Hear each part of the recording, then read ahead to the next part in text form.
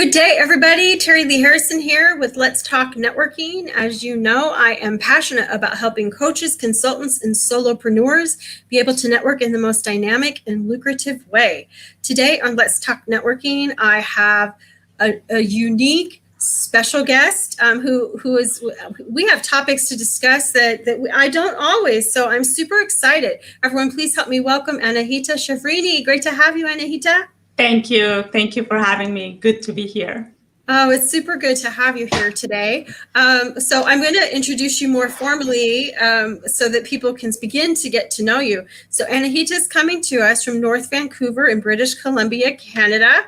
It's so beautiful there, Anahita. She is the creator and owner of GoGo Bags. She's with the Canadian Makers Market, and she is with Ask Anahita Consulting for all of these amazing crafters that we know from around the world, people who are needing someone to reach out to get their questions answered. So great to have you here. Thank you. Thank you. It's good to be here. I would love to start off and just hear a little bit about your story. How long have you been doing crafting? Tell us about GoGo Bags. Show us GoGo Bags. Let's get into this by getting to know your story. Thank you. So GoGo Bags is actually, it's a business that I built around my mom's hobby. It's not mine. It's not my hobby. I don't like per se sewing. It's a funny thing that I sell sewed stuff. This is one of our products. It's a reusable bag. But I created this business out of what I needed for my kids to take snacks, plastic-free and garbage-free to school. And around my mom's hobby, she wanted to sew. She was passionate about it. So I created the business around it. And along the way, 11 years ago, actually, I did this. And along the way, I learned so many things about marketing a product, a handmade product, selling it in markets, in stores. We have a wide range of products. That's our sandwich bags. We have a smaller size for snack bags. This is our fresh bag that keeps, believe it or not, washed mushrooms fresh up to 10 days. Wow. Salad, greens, vegetables, everything in here will stay way longer. And then we have these mesh bags for shopping, plastic-free. And because of COVID, actually, we created reusable masks as well. So that was our pivot last year to help our community. And we started making reusable masks too. And that led me to Ask Anahita. Actually, that led me to Canadian Makers Market and Ask Anahita Consulting. So last year, if I may tell the story. Yeah, please. So last year around October, November, I realized, okay, so we don't have any craft markets, any holiday markets. I went and tried a couple of online markets happening on Facebook. Soon you realize that the providers of these online markets didn't give any online training to all these makers. All the makers, all these beautiful crafters, they're amazing in showing off their products, bring their personality out in the markets, in-person markets. But online, they had difficulty because it's on Facebook. You see one post and you don't see the next post. So when I saw that, and I was talking to a few of my crafter friends that they were not online, they were not on stores, they were totally reliant on craft markets for their whole income. I realized that there needs to be some sort of training. So I created Canadian Makers Market on Facebook. It's a group on Facebook. We did a couple of online markets with training so they could actually know, they could communicate with their customers that better online. And from there, I realized there are a ton of new crafters because of COVID. a lot of people got laid off and they decided, oh, I know this craft and why not?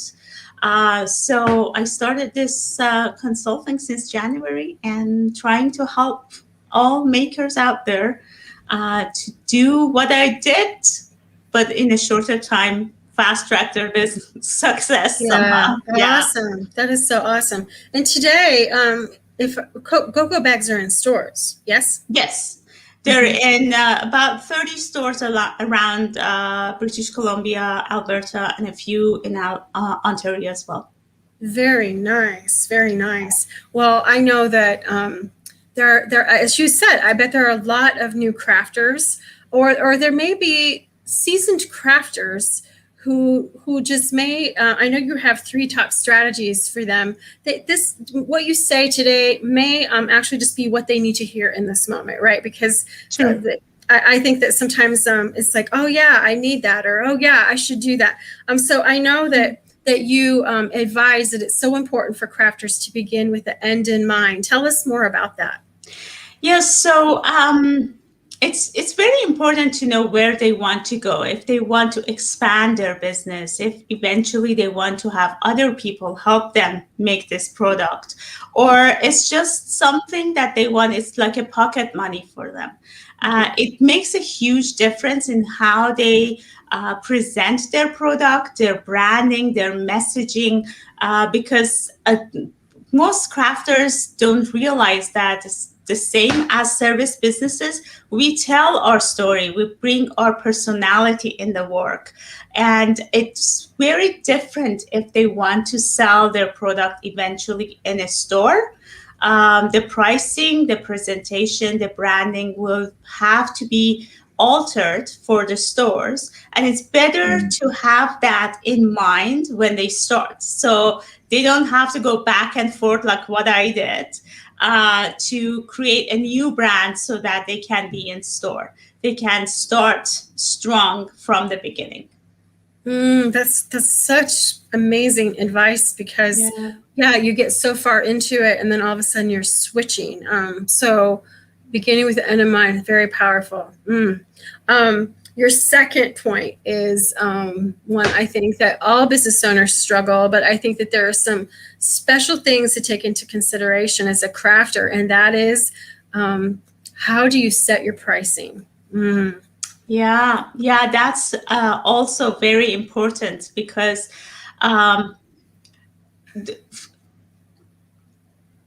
it's very different for crafters to set their pricing rather than service businesses, because it's not just their hours, and their hours is actually way longer than a service business, because a service business can create one content and use that time and sell that content over and over. But a crafter needs to start from the beginning for each bag.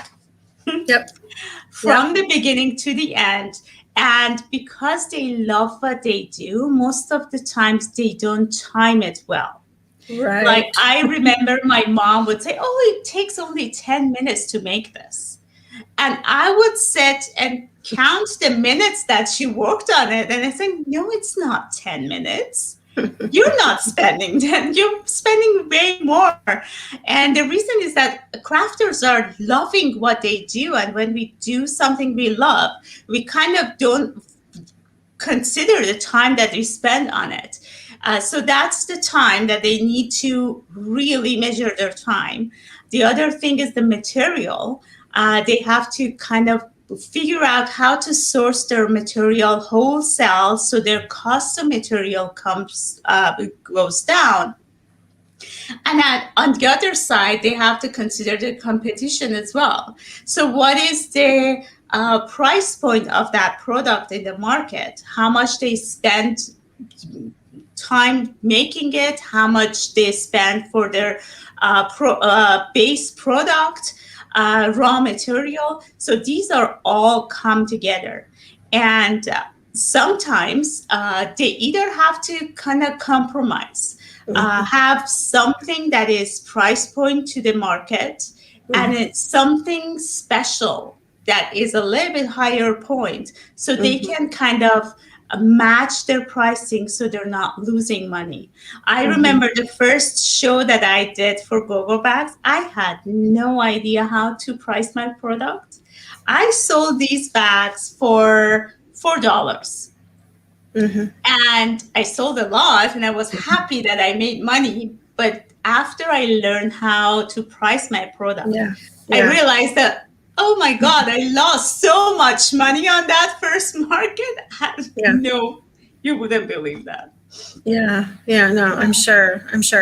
When I think about it, it's also important possibly to give when we have our products to have something that is high end. There'll be some people who want to take home all of your highest end thing, right? There'll be some people who want to take home this much, right? And so to have a variety of things too, because it's one way. It's also a way to create raving fans, is it not? So maybe they take home this and they know they want the bigger thing, and exactly. Oh, this could be a whole other session. This would be a whole other session. Would be just inviting them in with your social. Sometimes we might not feel your social media as a crafter, right? Just building the relationship, having them not just see you once, having them be able to come back to you again. It's powerful. It's powerful. Exactly. Okay, we'll do another session another day on that. Deal?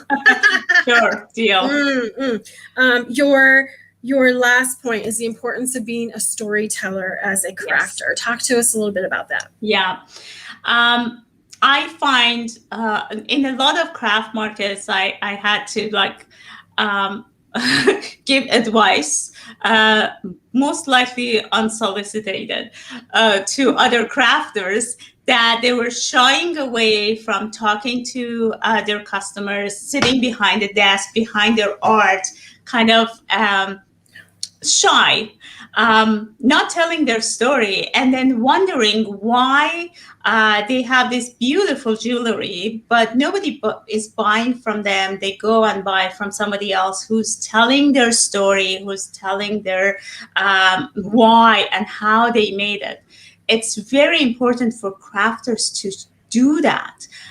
In service businesses, we see that people bring their life experience in their story, and they're selling their stories. Crafters should do the same thing. It will make a huge difference.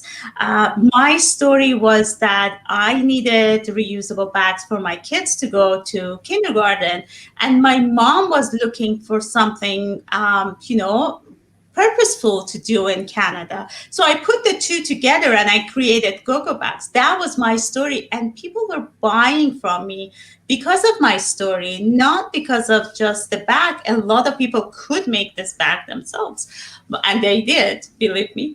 But it was the story that captured and got the brand to where it is now. And I really want the crafters and makers to be a storyteller. Find that thing that they did in their childhood which was inspiring for them to make this jewelry or soap or whatever they're doing and selling. It's very important to bring their story and life experience in their product. Most of the times it's overlooked. Yeah, so good. And it's so true, right? You go through a craft festival and there they are sitting there like this, and right? It's so true. And because here you are with all these vendors, and yes, who are you going to gravitate towards? The one that's friendly, that right? The one that makes the eye contact, says hi, even if you're running away. She says like hi. Oh, you attract. Yes, you as a person showing interest in them. So good, so good.